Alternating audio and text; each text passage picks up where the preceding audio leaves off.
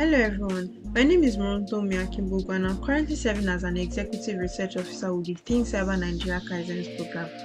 As someone learning in a hands-on environment, I've come to realize how important it is to bridge the gap between what we learn in theory and how real-world cyber attacks actually happen. In this video, I'll be taking you through the process of hacking the DarkHole machines on DarkHole. This walkthrough covers the full pen testing flow, from finding the target to digging through web vulnerabilities and finally gaining root access. We'll break it down into key stages like host discovery, enumeration, gaining a foothold, privilege escalation, and how all these align with the overall top 10 vulnerabilities. By the way, if you're looking to level up your cybersecurity career, ThinkCyber Nigeria next semester training kicks off on the 25th of August 2025. This advanced program offers real-world labs and simulations, specialization tracks in penetration testing, SOC operations, and digital forensics, a pathway to Tier 2 professional readiness. This program is for everyone, whether you're a student, graduate, or tech-driven professional. This is your opportunity to stand out in the global cybersecurity job market. Applications are now open. Join the next elite cohort. Let's dive in. DarkHole 1 is a CTF-style machine of easy to medium difficulty running Ubuntu Linux. It showcases common vulnerabilities in web applications and Linux systems and provides a practical learning experience for beginners and intermediate users in cybersecurity. Now, starting from the initial enumeration. With this, we're able to see that it had the port 22 and the port 80 open, whereby the port 22 is the SSH port and the port 80 is the HTTP port. These are the services running behind each of them. For the port 22 is the OpenSSH, 8.21 is the Ubuntu, and for the port 80 is the Apache HTTP. Here is an image of the port 80, just a simple landing page that has the build details options and the login option.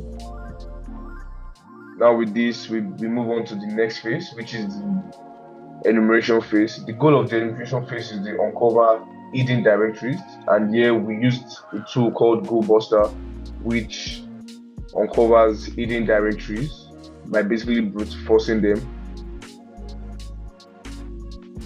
I ran the GoBuster on the port 80, and here's the command I used. Here is details of its output, whereby it shows us that we have some domains open, which you have the upload domain. We have the logout, the login, the register. I'll be showing screenshots of them here. This is the login page. Here is the register page. Here is the upload page, and here is the dashboard upon login. Looking at the file upload picture, I tried uploading a dummy PHP file to see what kind of extensions that this upload feature allowed, and it returned that the only extensions allowed were JPG, PNG, and GIF. So to bypass the restriction of files to JPG, PNG, and GIF, I generated a .file metapreter payload because they are treated as PHP archives and they can still execute PHP code if processed by the server. So I used MSF Venom and this command to generate a payload with .file extension. Then after generating it, I uploaded it to the server using the upload feature. And then I set up a listener using Metapreter, and the details are already configured to the payload, and ran it. Then I accessed the file via the web browser. It was in the upload directory of the server, and then I accessed it. When I accessed it, I was able to successfully obtain a reverse shell with www-data privileges, which established the initial foothold into the system. So now that we are about to continue with the privilege escalation phase, during the enumeration, a SUID binary called total was discovered, and here is proof of it. You can see it here, total, and you have the root privileges, and the S means a set UID, which is like a set user binary.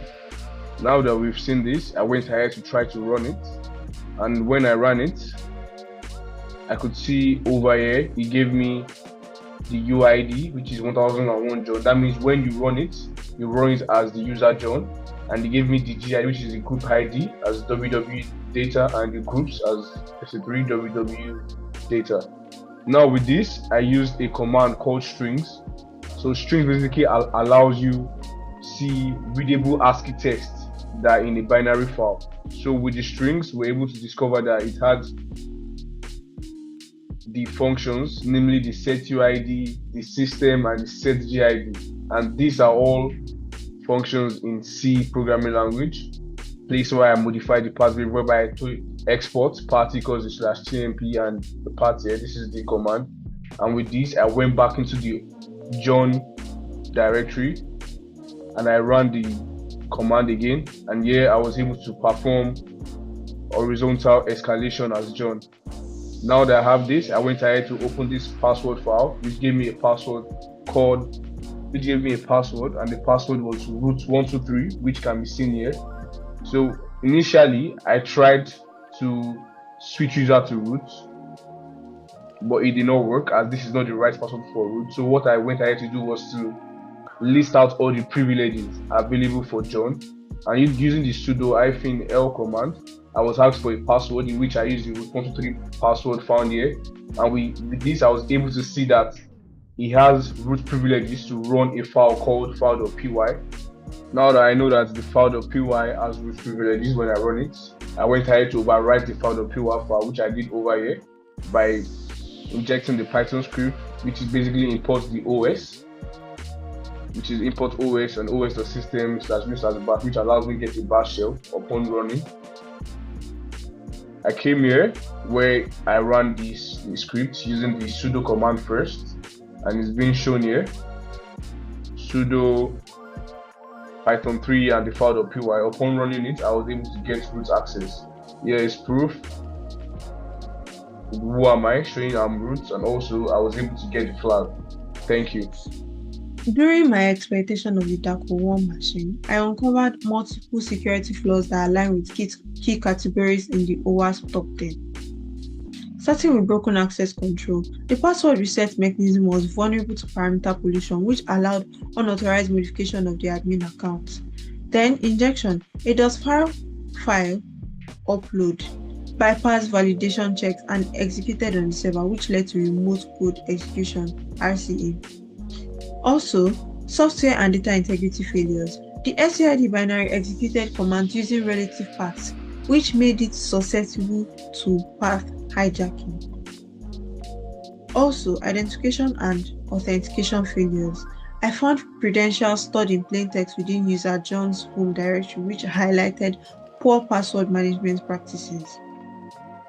Now, remediation plans and recommendations. For in-piece validation, enforce strict server-side validation on all user outputs. Implement allow lists for file extension and perform content-based checks. Store uploaded files outside of web root and disable execution rights. Then, for system hardening, use absolute paths in all system calls, especially in privileged binaries. Minimize the use of SCID binaries and audit permissions regularly. Avoid sudo access to scripts. If needed, Avoid sudo access to scripts. If needed, strictly control which commands can be run and validate input. Store passwords securely using modern hashing algorithms like Bcrypt or Argon2 and never store them in plain text. By fixing these issues, we can close major security gaps, protect sensitive data, and prevent attackers from gaining unauthorized access or escalating privileges in the system. Here is a brief weekly report for the series DarkHole 1 and DarkHole 2. The discovery phase, to the enumeration phase, to the photos, and finally the privilege escalation phase. Thank you. By the way, if you're looking to level up your cybersecurity career, ThinkCyber Nigeria has got you covered. The next cyber simulator training kicks off on August 25th of 2025.